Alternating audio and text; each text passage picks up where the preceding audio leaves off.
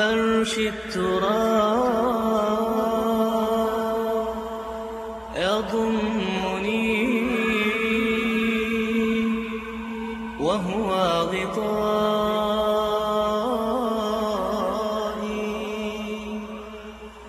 حول الرمال. بسم الله والحمد لله والصلاة والسلام على رسول الله. اما بعد، انا لله و انا الیه راجعون. ما هم از جانب الله هستیم و باز به سوی الله باز میگردیم.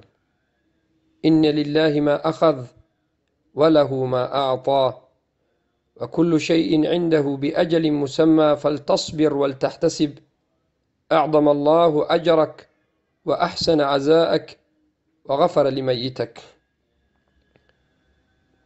برادر موحد ما، یکی از بزرگترین طالب علمان اهل سنت و الجماعه، شیخ ابو اسامه، که چندین روز در بستر بیماری بودند، امروز به خواست الله و به اذن الله و به تقدیر الله سبحانه و تعالی این دنیای فانی را به دنیای باقی ترک کردند. رحمه الله رحمتا واسعه. رحمه الله، طالب علمی که در این سن جوانیش همه عمرش را در تعلیم علم گذرانیده و شکننده کمر اهل بدعت بوده و بیان کننده توحید و دفاع کننده اهل سنت و الجماعه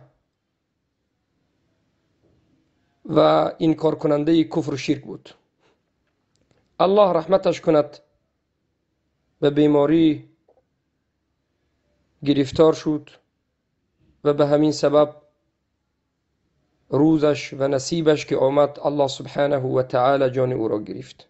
الله رحمتش کند و باقی مانده ما را الله سبحانه و تعالی به حسن خاتمه نصیب بکند. من اولا مراجعت می کنم به مادر این برادر عزیز، تسلیت می گویم به مادر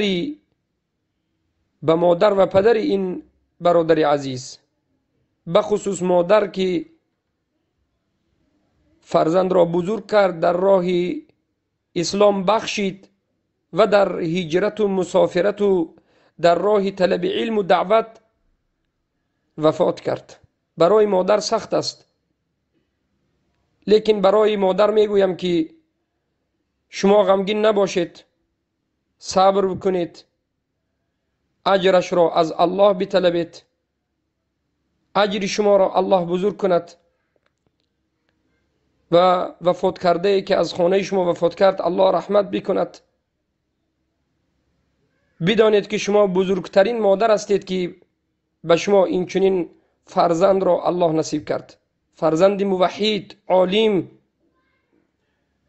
دعوت کننده به سوی بهترین راه توحید، به سوی لا اله الا الله. جوان بود، در سن جوانی رفت، اما عملی که او کرد، بسیار انسان ها از این دنیا گذشتند و به اون عمل دست نزدند. پس مادر عزیزم صبر بکنید، دعاگوی فرزندتان باشید. بدانید که این فرزند شما به خود دوست ها دارد، برادرها دارد، شاگردها دارد، همه در پهلوی شما هستند. و بدانید که این فرزند شما باذن الله سبحانه و تعالی امیدواریم که در روز قیامت شفاعت کننده شما و دیگر از مؤمنین و موحدین باشند. الله اجازتشان بدهد که موحدین را و شما را شفاعت بکنند. پس انا لله و انا الیه راجعون. این دنیا همین است. همه ما باید آماده باشیم که مرگ همین است. هیچ کسی از مرگ گریخته نمیتواند. اذا جاء اجلهم لا استأخرون ساعة ولا استقدمون. وقتی که وقتی اجل می آید یک دقیقه یا یک ثانیه بعد یا یک ثانیه پیش نمی میری، در وقتش وفات میکنی. با گریختن، با حرکت کردن از مرگ دور شده و جدا شده و گریخته نمی شود. این تقدیر است. بله ما غمگین هستیم. ان القلب لا يحزن. قلب حزین است، قلب های ما حزین است. و ان العین لتدمع. و این چشم های ما آب دیده می برارد. و انا لفراقک لمحزونون یا ابو اسامه. ما به فراق تو، به وفات تو، از رفتن تو محزون هستیم. بارك الله فيكم وحياكم الله بياكم. يضمني وهو غطائي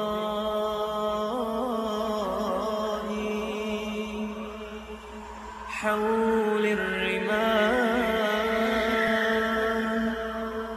تلفني بل من ورائي